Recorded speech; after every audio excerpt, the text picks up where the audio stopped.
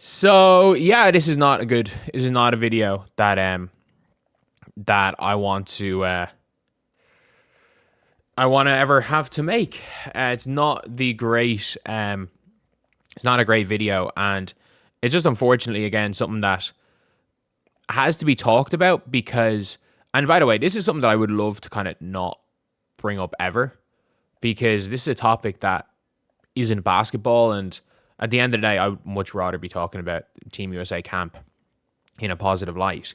But at the end of the day, this is something that I feel like the reason why I feel like I have to talk about this is because of when this happened a year ago, the way certain prominent media members reacted. These are media members that are being pushed by the league. These are media members that no matter what would be given credentials by the league. The way they blamed Caitlin Clark for the situation, they somehow used this as some sort of gotcha against Caitlin Clark, just because they didn't even have the common decency to treat Caitlin Clark like a human being in this scenario. And it's one of those things where this is where I personally drew the line when it came to the traditional WNBA media. This is where I drew the line where I was like, look, this has gone so far from, okay, you're just biased sports media against a player, to you hate her, like you just hate her as a person. And I'm like, this is where it goes too far. This is where it went way too far. So it seems like there's another situation here where Caitlin Clark, she was a little bit off. She had a stalker that showed up to their hotel. So she's a little bit off in the games.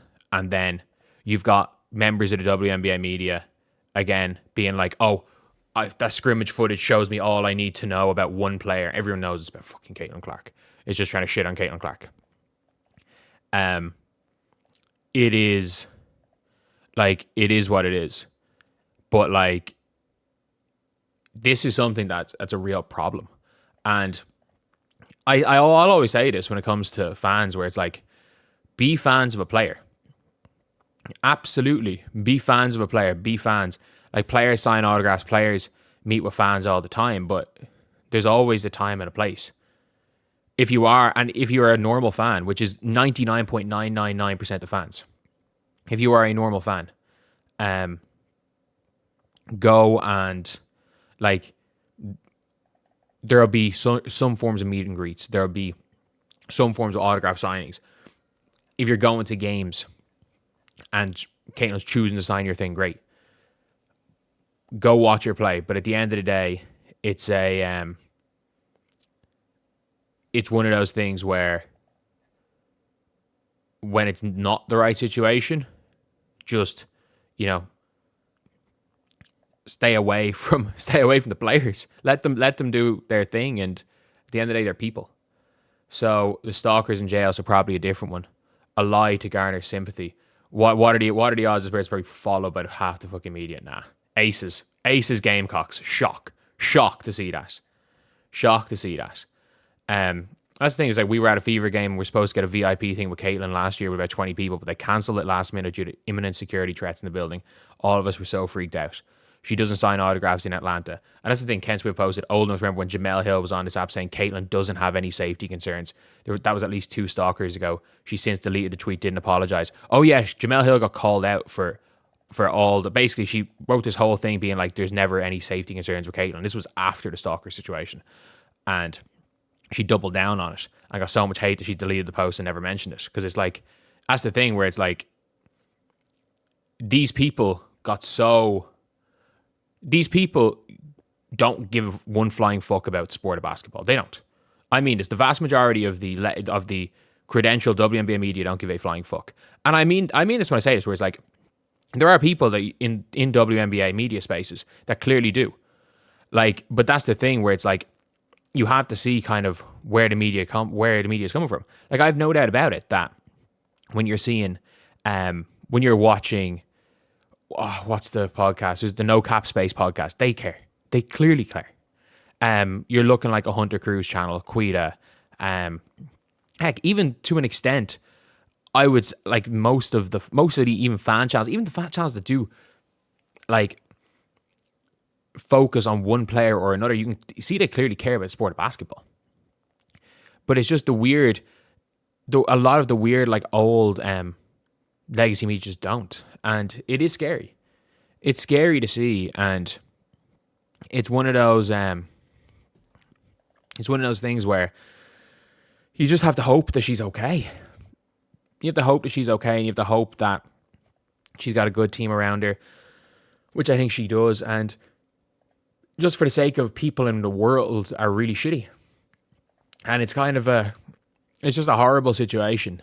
It is. And like, I think when it comes to a lot of basketball players and a lot of celebrities, like, there is positives and negatives that come with that, but having stalkers showing up to your hotel, like, isn't acceptable in any situation. It doesn't matter what your celebrity is. It doesn't matter who you are. It doesn't matter whether it's deemed politically correct or incorrect to like you as a person, because that is the problem. Is that if you are on one side of politics, you have to hate Caitlin Clark. That's not even like, that's one of the things that apparently is now a thing. Is like, because that's the reason why the likes of myself, the likes of Rachel Demita, the likes of Robin Lumber get branded as a certain side politically, when I haven't a fucking clue what way they lean. I'm Irish. I don't give a flying fuck about American politics, but I get branded as MAGA. Like, I'm Irish. I don't give a fuck. I cheer against America in every sport anyway. Like, it is what it is. But yeah, it is just an interesting one here to see, and it's a shitty one. It's a really, really shitty one to have to see, to have to hear. And like, obviously the focus is going to be on basketball, as the focus should be on basketball. But it's like, it's one of those things where, you know, in scenarios like this, people are, by the way, the only player you know for a fact cooked at this in Team USA in the scrimmage was Chelsea Gray. That's the only player you can see absolutely cooking, and Leah Boston to an extent. But it's like, all the other shit's going on, and some of them are going to try to make a gotcha point against a certain player. And it's like, in those games, it looked like Paige Bueckers got cooked. I'm not going to start talking about Paige Bueckers getting cooked in this game, because at the end of the day, we don't have a fucking clue what's going on. We don't have a fucking clue, and there's no point pushing that narrative. But anyway, yeah, that's pretty much it, lads. Let me know what you guys think in the comment section below. I hate having to make videos talking like this, but you just know that it's just an unfortunate thing that there's really shitty people everywhere. And there's only so much people must be like, oh yeah, stalking's bad. I think everybody knows that. And it's one of the scariest things about all this is that it's extremely difficult to police this. It's extremely difficult to stop this.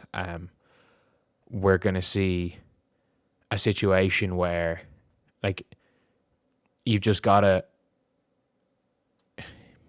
keep your security as tight as possible and make sure as hell you're as safe as possible, because no person should ever have to deal with that. But it's just a shitty thing that she's now in a position where she has, and she's not the first. She's not the first, and she's not the last WNBA player that's going to have to deal with this. And that's just one of the kind of negatives of celebrity. Not even one of the negatives, probably the biggest negative of celebrity, and it's one of those things where it's like, you just hope that she has a good enough team around her and she's able to deal with it, because I don't, like, if this is something that she can't deal with, then it's not that, like, I would genuinely not be that, like, not hold it against her. And then you've got all this going on, and you've still got players in the league that want her to solve world peace. You've got players in the league that not only want her to solve world peace, that want her to act as a martyr, that effectively want her to act to torpedo her own career, and act as a martyr. And like, even I've seen someone in the media responded with like a 100 emoji to somebody saying, I can't believe Caitlin's hero is Maya Moore and she acts like this. Basically complaining that Caitlin hasn't just quit the league for social justice reasons. He's like, no, Maya Moore is her favorite basketball player. Like, yeah, I don't know. Anyway, I'll see you guys.